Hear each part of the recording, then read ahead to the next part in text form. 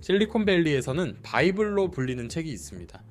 구글, 아마존, 넷플릭스 같은 최고의 기업들이 어떻게 일하는지 그 비밀을 담고 있는 책. 수많은 PM과 리더들의 책장에 꽂혀 너덜너덜해질 때까지 읽히는 책. 바로 마티 케이건의 임파워드입니다. 혹시 이런 고민 해보신 적 없으신가요? 왜 우리 팀은 시키는 일만 하는 기능 공장이 되었을까? 왜 우리는 밤새워 제품을 만들어도 시장에서 외면받을까? 어떻게 하면 팀원들이 스스로 주인이 되어 일하게 만들 수 있을까? 오늘 이 60분짜리 영상은 그 모든 질문에 대한 답이 될 겁니다. 단순한 책 요약이 아닙니다.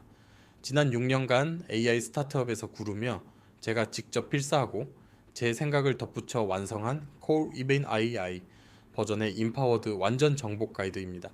이 영상이 끝날 때쯤 여러분은 평범한 팀을 비범한 팀으로 바꾸는 구체적인 프레임워크를 얻게 될 겁니다. 자, 그럼 시작하겠습니다.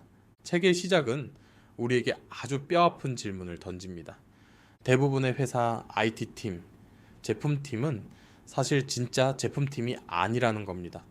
그들은 기능 개발팀, 영어로는 피처팀이라고 불립니다. 겉으로 보기엔 비슷합니다. PM, 디자이너, 엔지니어가 함께 일하죠.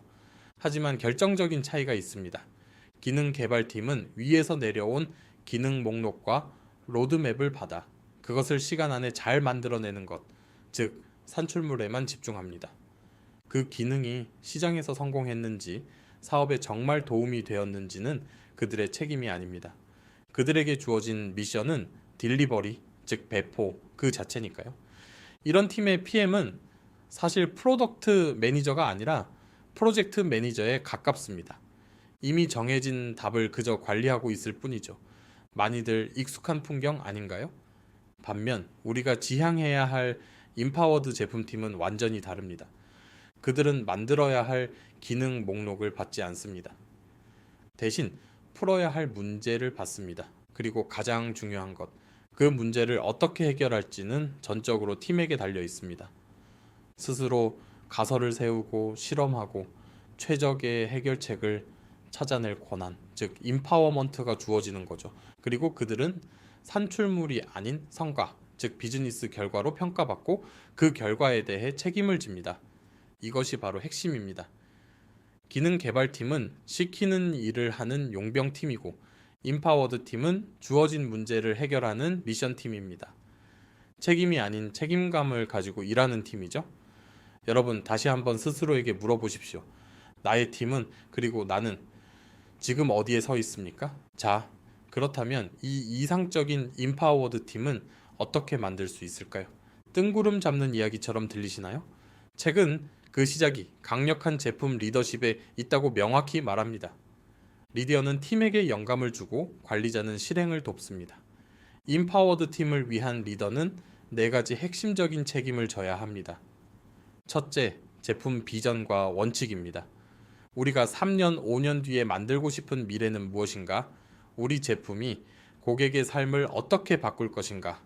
이 비전이 바로 팀을 한 방향으로 움직이게 하는 나침반이 됩니다. 둘째, 팀 구조입니다. 최고의 선수들을 모아놓는다고 최고의 팀이 되는 게 아니죠.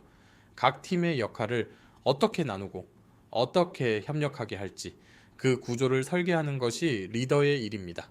셋째, 제품 전략입니다.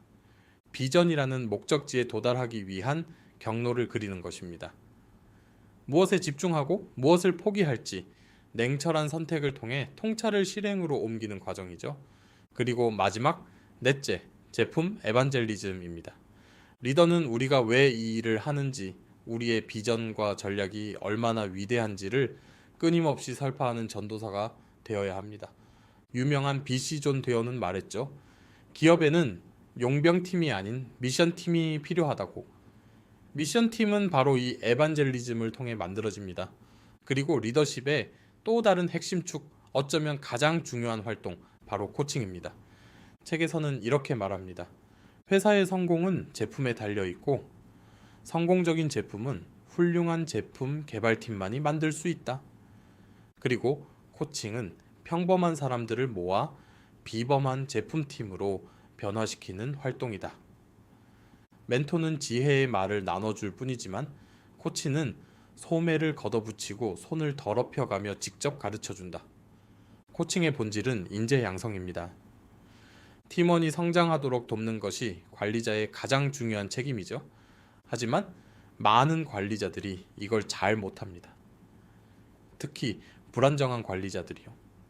그들은 팀원의 성장을 자신의 위협으로 여깁니다. 팀의 성과를 가로채거나 반대 의견을 억압하죠. 이건 오만함의 문제가 아니라 불안정함의 문제입니다.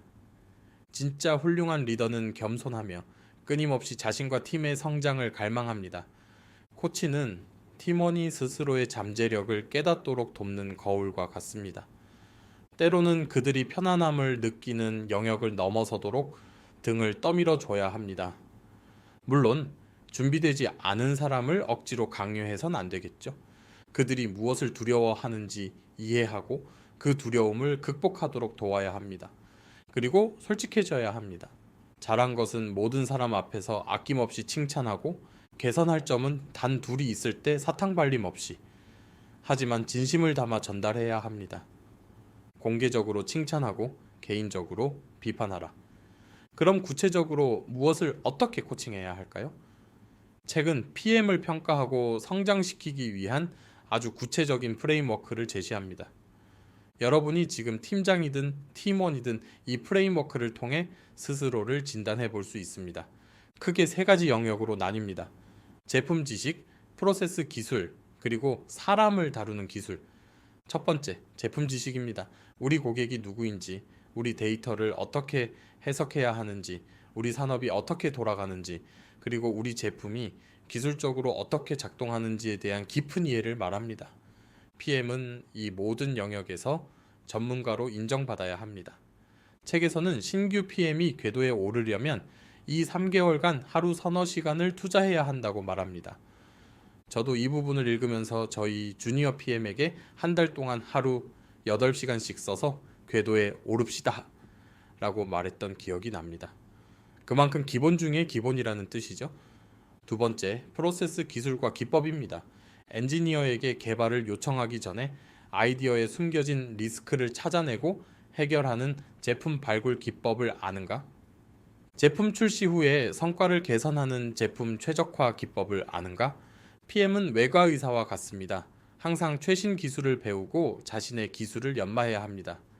세 번째, 가장 중요한 사람을 다루는 기술입니다. PM은 직급상 팀원이 없지만 사실상 모든 사람을 이끌어야 하는 리더입니다. 엔지니어, 디자이너와 진정한 협력을 하는가?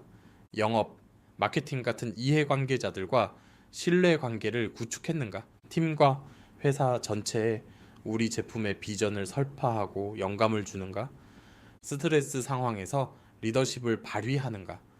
이 세 가지 영역, 14가지 항목을 두고 회사가 기대하는 수준과 현재 나의 수준을 1점에서 10점까지 객관적으로 평가해 보는 겁니다. 그리고 그 격차가 큰 영역이 바로 당신의 코칭 포인트가 되는 거죠. 관리자는 이 격차를 줄여주기 위해 구체적인 코칭 계획을 세워야 합니다. 예를 들어 고객 지식이 부족한 신규 PM에게는 고객을 15명 이상 직접 만나보세요 라고 미션을 주고, 데이터 지식이 부족하다면 데이터 분석가와 연결해 교육을 받게 해야 합니다. 팀 협업이 서툴다면 회의에 함께 들어가 팀원들이 어떻게 소통하는지 관찰하고 피드백을 줘야 합니다. 이것이 진짜 코칭입니다. 막연히 더 잘해봐가 아니라 구체적으로 진단하고 계획하고 함께 실행하는 것. 기술 리더, 프로덕트 디자이너도 마찬가지입니다.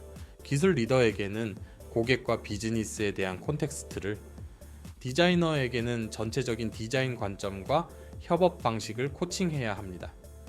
특히 책에서는 제품 마케팅의 중요성을 길게 강조합니다.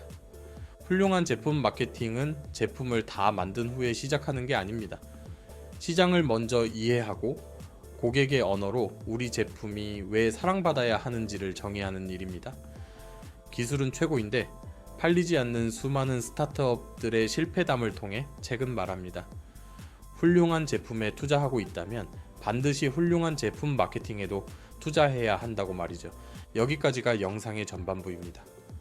후반부에서는 팀의 목표를 설정하고 전략을 수립하며 올바른 문화를 만드는 구체적인 방법론으로 더 깊이 들어가 보겠습니다.